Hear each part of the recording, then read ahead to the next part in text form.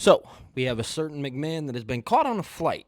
We also have a top AEW star that has signed a new contract, and then on top of that, WWE SummerSlam is doing something pretty extravagant. Guys, my name is Billy TKO. If you guys are new here, definitely be sure to like this video, be sure to subscribe to the channel, and definitely TikTok, Twitter, Discord, Twitch, all linked down below for you guys to come join. We will be going live soon. Without further ado, let's just go hop directly into the story.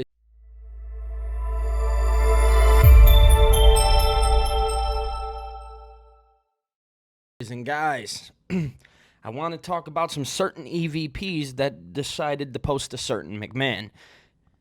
Who is that McMahon? Well, you guessed it, Shane McMahon. It's pretty simple. So, the Young Bucks, they actually posted a photo of them and Shane McMahon, and the caption was, "Interesting flight today." Now, I'm getting this report from Pooh. So this is coming directly from Matthew and Nick's Twitter, X, whatever.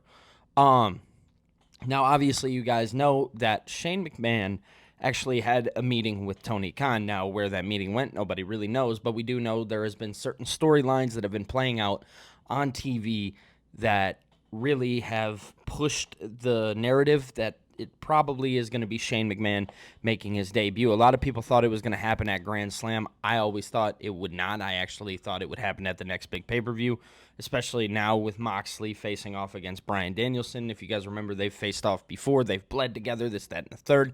William Regal came out, another perfect match to bring in somebody like Shane McMahon. Now, the importance of Shane McMahon in any company is actually, it's outstanding. After watching the Vince McMahon docuseries, which if you guys want, there's a video. I'll put it up here somewhere for you guys to go check out, but I gave my thoughts on the docuseries. Shane was the one that I was feeling the most bad for. So seeing Shane get the shine that he deserves makes me happy in any light. So whether you want to hate on him for going to AEW, whether you want to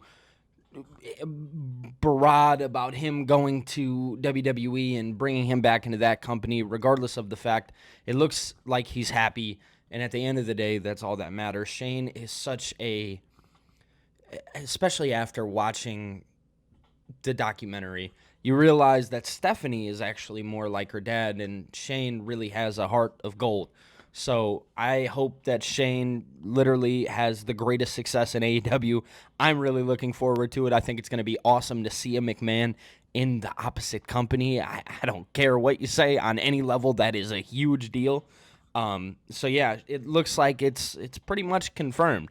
Shane McMahon is going to AEW. I want to get your guys' thoughts on that story down below so you guys can rant about it in the comments section. Me personally, I'm a big fan, but ultimately it's up for you guys to decide. Now, let's go move on. Now, this is coming directly from Fightful. The former AEW Women's World Champion has signed a new one-year deal with AEW. For what it's worth, AEW had an option year for Saraya, but it may have been a different agreement than the one that was the one she was originally on. The new contract runs until September 2025. Makes sense. It's September. She signed it.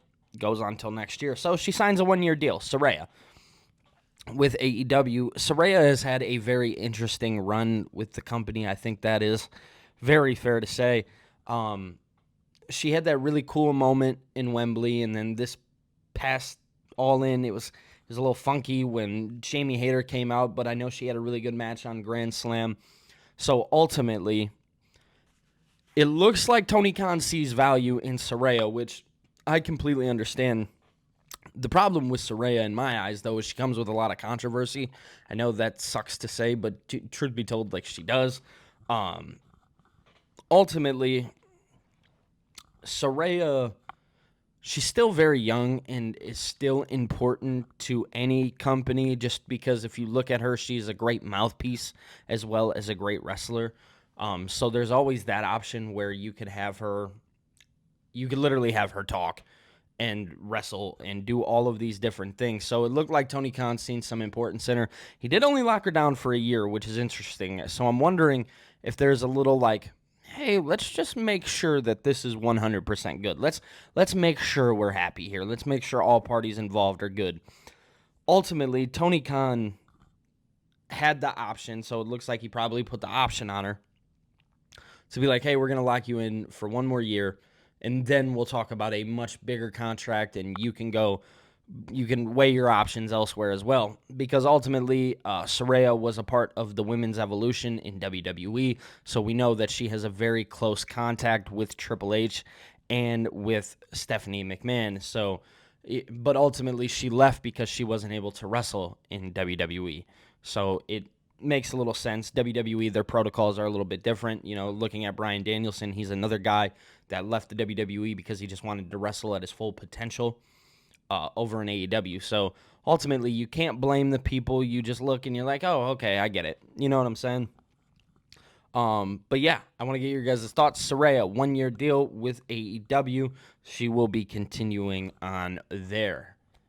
Let me know your thoughts down in the comment section below. So let's move on. Let's talk about SummerSlam. Yeah, SummerSlam is now going to be 2 nights. Now, we had seen the announcement that originally it was going to happen in 2026, but it looks like they're rushing this a little bit, and we're getting it in 2025 as well. So it says perhaps that could be changing when WWE SummerSlam comes to New Jersey next year, because the WWE has enlisted that 2025 SummerSlam is headed to East Rutherford's MetLife Stadium for the first ever 2-night event of its kind. The action's all going down August 2nd and August 3rd, 2025. So this is interesting. This came directly from the WWE as well, guys. This one is interesting.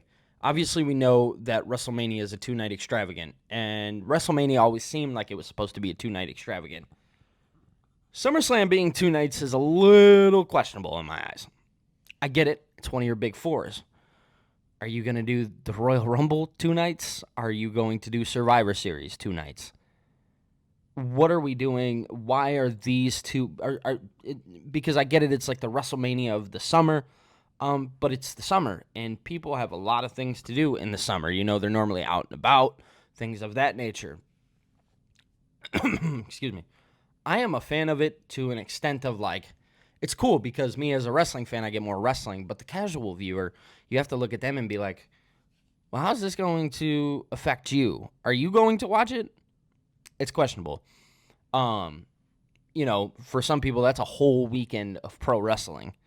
So, I don't know. I like the idea of it. I get it. It's a money grab, and they will make the money. There's no doubt about it. The way Triple H has been telling stories, there is no doubt about it. They are going to make their money regardless. So, ultimately, I'm kind of 50-50 on it right now. We'll talk about it more as time progresses and we get closer into that. But yeah, SummerSlam being 2 nights, very interested to see how that looks. I want to get your guys' thoughts down in the comments section below. You guys can let me know.